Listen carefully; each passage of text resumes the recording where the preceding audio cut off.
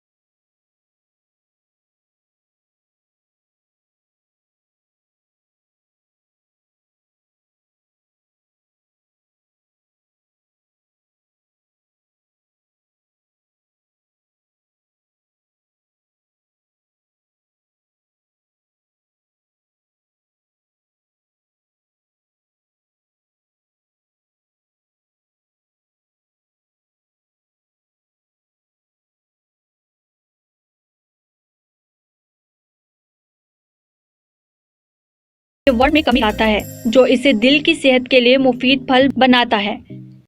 चुटकी भर काली मिर्च और नमक को 50 मिलीलीटर फालसे के जूस में मिलाएं और पी लें। ये एंटीऑक्सीडेंट से भरपूर फल है, जिससे कैंसर के खतरे को कम किया जा सकता है। फालसे में मौजूद कैल्शियम की वजह से इस फल को मजबूत हड्डियों के लिए मुफीद समझा जाता है। फालसा सांस की दुश्वारियों का भी एक बहुत अच्छा इलाज है।